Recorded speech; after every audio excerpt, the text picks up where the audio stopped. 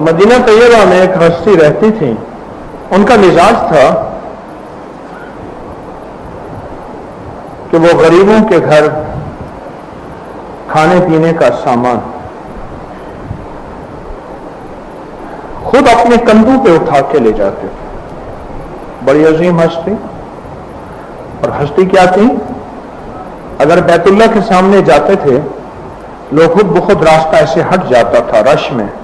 اور اگر ان کا جی چاہتا کہ میں حجر اسود کو بوسہ دوں تو چونکہ حجر اسود کی طرف رش بہت زیادہ ہوتا ہے اور ہر شخص کی چاہت ہے میں حجر اسود کو بوسہ دوں تو لوگ خود بخود ہٹ جاتے تھے.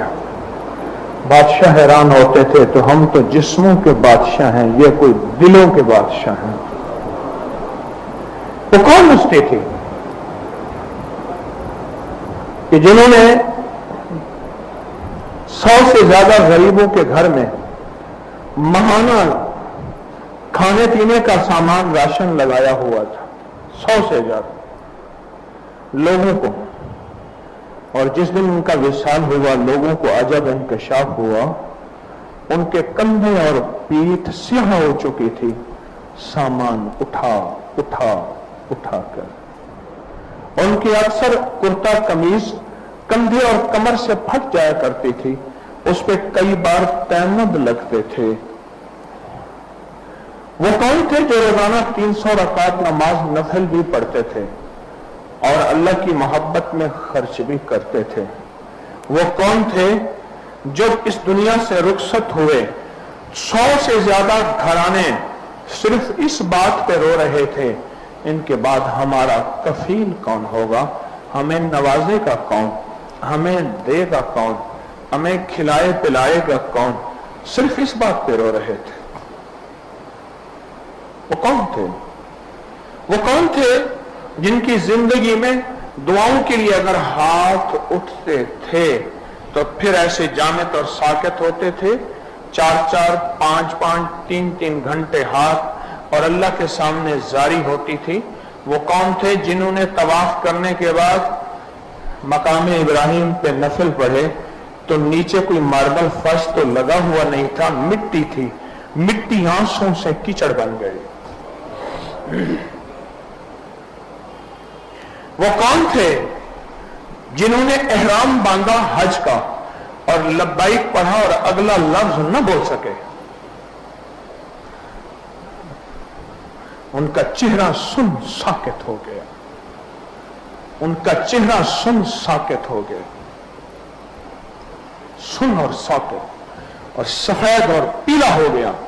اور فرمانے لگے کس رب کے پاس حاضری ہے نہ معلوم میری لبیک قبول ہو یا میرے منہ پہ مارتی جائے. وہ کون سے کہ تکبیر اولا جب ہوتی تھی بعض اوقات اللہ اکبر سے شروع ہونے سے پہلے ہی زمین پہ گر پڑتے تھے, لوگ سہارا دے کے اٹھاتے تھے حالانکہ بیمار نہیں تھے. فرماتے تھے شیخ کیا ہوا, حضرت کیا ہوا, حضور کیا ہوا؟ فرماتے تھے اللہ کے ہاں حاضری ہے, نماز میں پتہ نہیں قبول ہو یا نہ ہو.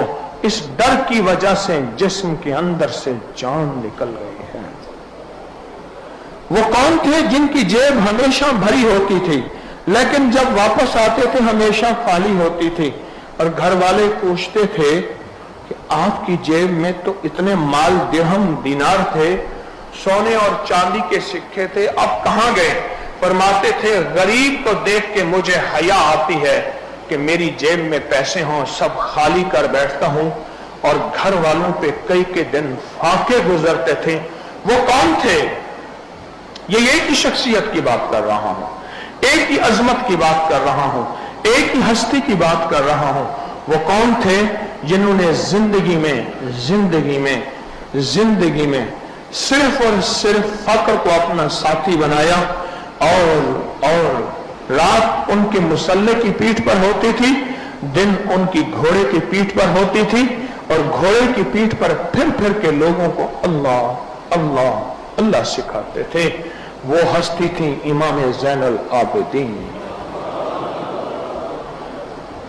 رضوان اللہ سلام اللہ تعالی علیہم اجمعین. وہ ہستی تھی یہ وہ ہستی تھی